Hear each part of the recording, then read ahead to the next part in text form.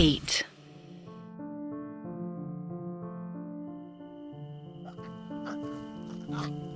Midnight man वेदा के गले को कस के दबाए जा रहा था।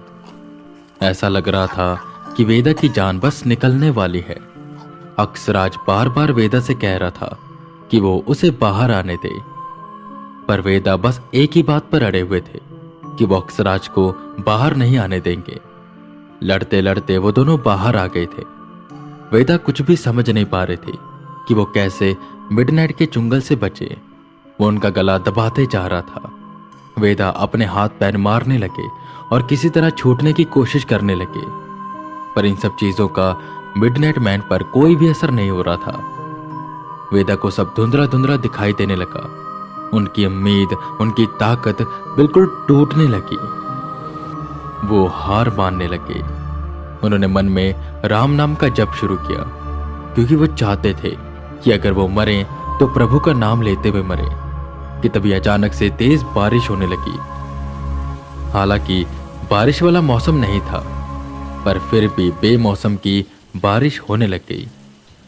वेदा और मिडनाइट मैन भीगने लगे।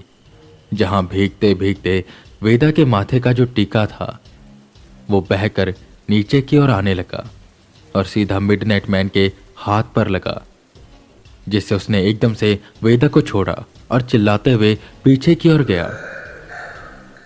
उसका हाथ उस चंदन के टीके की वजह से जलने लगा। वेदा गहरी सांसें लेने लगे। जब तक मिडनाइट मैन उस चलन से उभर पाता, तब तक वेदा खुद को संभाल खड़े हुए। उन्हें पता चल गया कि इस मिडनाइट मैन को प्योरिटी से नफरत है, और ठीक यही बात उस बच्चे यानी कि बंटी ने भी कही थी। हाँ, यही तो उस बच्चे ने कहा था कि मिडनाइट मैन को प्योरिटी से नफरत है, और अगर मैं अपने अंदर प्योरिटी लाऊंगा और अक्सराज को अपने ऊपर हावी नहीं होने दूंगा, तो शायद मैं इसे खत्म कर सकता हूं। अब मैं इसे हरा सकता हूं। वेदा मन में ही बुदबुदाए। बारिश की बूंदों को हाथ में ले उन्होंने और चंदन निकाला और मंत्र का जप करते करते उसे भिगोया और अपने शरीर पर लगाना शुरू किया, और आंखें बंद कर बस प्रभु के नाम का जप करने लगे। मिडनाइट मैन अब और भी ज्यादा गुस्से में आ गया था। वो तेजी से भागते हुए वेदा की ओर आया। उसने वेदा के गले को फिर से पकड़ा, पर इस बार वेदा ने अपने पूरे शरीर पर चंदन लगा रखा था, जो कि प्योर है, तो उसका हाथ फिर से जल गया। वो मिडनाइट मैन कुछ भी समझ नहीं पा रहा था कि आखिर ये सब हो क्यों रहा है। कि बारिश रुक गई। ऐसा लग रहा था कि यह बारिश बस वेदा को बचाने के लिए और उन्हें एक रास्ता दिखाने के लिए भगवान ने करवाई थी। अब उनके पास एक रास्ता था जिससे वो मिडनाइट मैन को हरा सकते थे। वेदा खड़े हुए। अपनी शक्तियों को उन्होंने एकत्रित किया और आंखें खोली तो वो जोर से चमक रही थी, जिसे देख मिडनाइट मैन दूर जाने लगा। पर वेदा भागते हुए उसके पास जाते हैं। वेदा मंत्रों का जप करते जा रहे थे और उन्हें बस ये अफसोस हो रहा था कि वो अपने साथ गंगा जल नहीं लेकर आए, जिसे वो हमेशा अपने साथ रखते थे। और ये चीजें दर्शा रही थी कि वो कैसे अपने रास्ते से भटकते जा रहे थे। अगर आज उनके पास गंगा जल होता तो मिडनाइट मैन को अभी खत्म कर देते। खैर, बंटी ने कहा था कि मिडनाइट मैन रोशनी से डरता है और इसीलिए वो रोशनी से बचने के लिए यहां वहां भाग रहा था। और जो मंत्र वेदा पढ़ रहे थे उससे भी उसको जलन हो रही थी, क्योंकि वो मंत्र बहुत प्योर थे और ये प्योरिटी मिडनाइट मैन को बिल्कुल भी नहीं पसंद। वो मिडनाइट मैन वहां से जाने लगा कि तभी वेदा बड़ी जोर से उसके ऊपर कूदे और उन्होंने मिडनाइट मैन से चिपक कर उसे चंदन का लेप लगाना शुरू कर दिया, जिससे वो तेज तेज चिल्लाने लगा। और ये आवाजें सुन अंदर से शैतान की मूर्ति या कहें वो शैतान बोला, क्या कर रहा है तू, जो मेरा सेवक इतना चिल्ला रहा है? तूने अगर कुछ किया ना तो मैं तुझे छोड़ूंगा नहीं। एकदम से उस शैतान की मूर्ति में क्रैक आने लगा। वेदा वहीं बाहर मिडनाइट मैन को चंदन लगाए जा रहे थे और साथ साथ में मंत्र का जप करते जा रहे थे, जिससे वो मिडनाइट मैन जलते जा रहा था। वहीं पास में एक बाल्टी पड़ी थी जिसमें पानी भरा हुआ था। वेदा ने उसे उठाया और कहा, माँ गंगा क्षमा करिएगा, बस आज के लिए इस जल में आ जाओ। मैं माँ गंगा समझकर इस जल को प्रयोग करने जा रहा हूं। मैं मन से इस जल को माँ गंगा मानता हूं। माँ गंगा अपना आशीर्वाद दीजिएगा।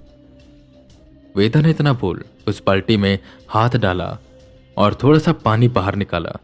मंत्र जप करते हुए उस पानी को मिडनाइट मैन पर छिड़कना शुरू किया। वो मिडनाइट मैन भर भराकर जलने लगा, जिससे अंदर की वो शैतान की मूर्ति चिल्लाने लगी और देखते ही देखते मिडनाइट मैन राख में बदल गया और शैतान की मूर्ति के 2 हाथ टूटकर जमीन पर गिर गए। जिसके बाद वेदा भागते हुए अंदर आए, उस शैतान की मूर्ति को शिवलिंग समझकर उस पर पूजा पाठ करने लगे। वेदा का यह मानना है कि किसी भी मूर्ति में भगवान या शैतान नहीं होते। हम जैसे उसकी पूजा करते हैं, हम जिस रूप में उसे देखते हैं, वही रूप वो ले लेता है। और अब वेदा ने उस शैतान की मूर्ति को शिवलिंग के रूप में देखना शुरू कर दिया और उसकी पूजा करनी शुरू कर दी।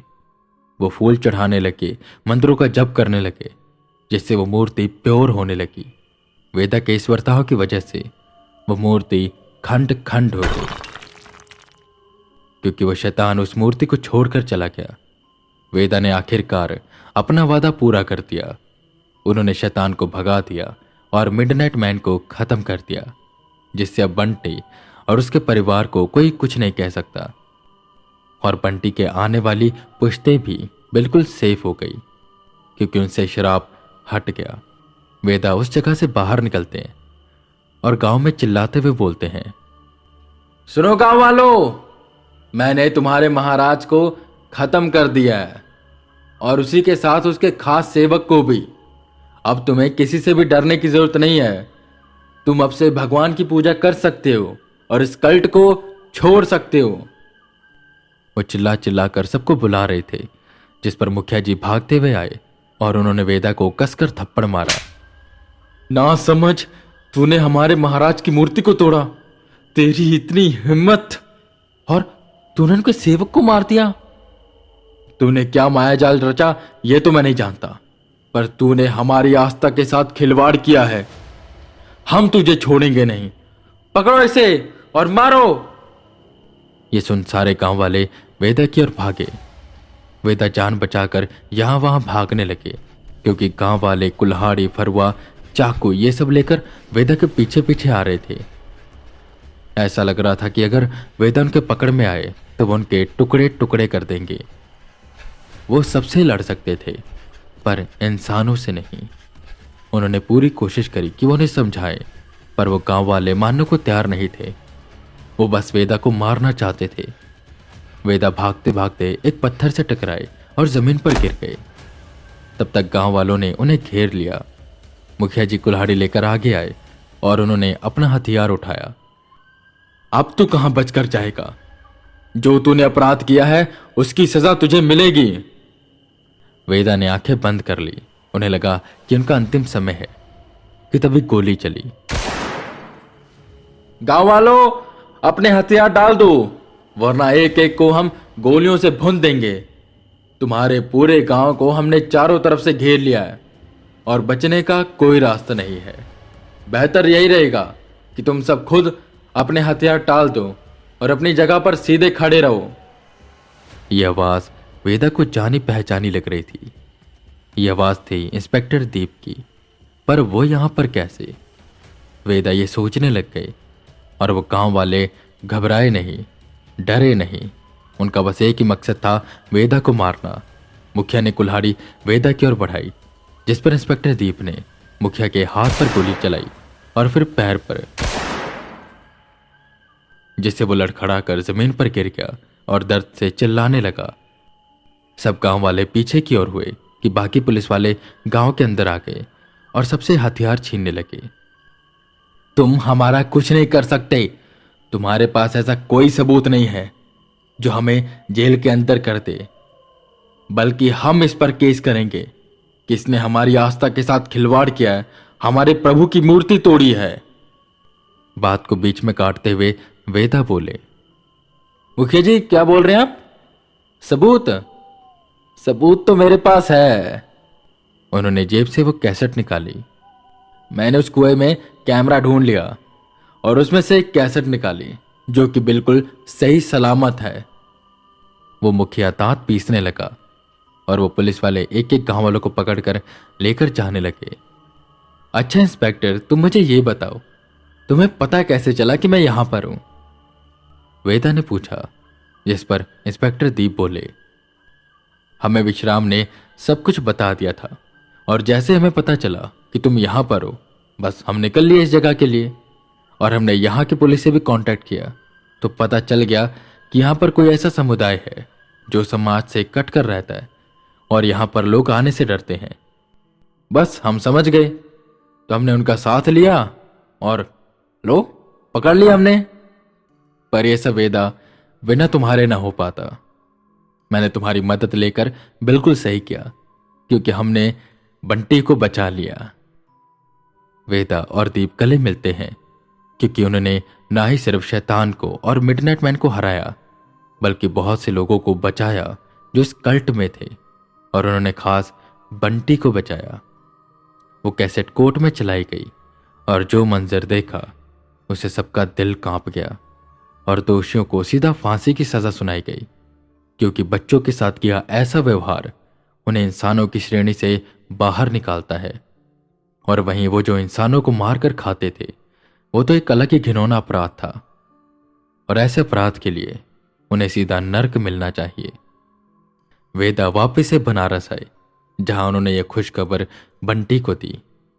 हालांकि वो बंटी के पापा को सजा से मुक्त नहीं करवा सकते थे, पर उन्होंने अपनी पूरी कोशिश करी और इंस्पेक्टर दीप ने भी कोशिश करी कि जितना हो सके उनकी सजा कम हो जाए क्योंकि उन्हें वो उस कल्ट का मेंबर बताने लगे और ये कहा गया कि कल्ट उन्हें मैनिपुलेट कर रहा था और उनकी सजा कम भी हो गई।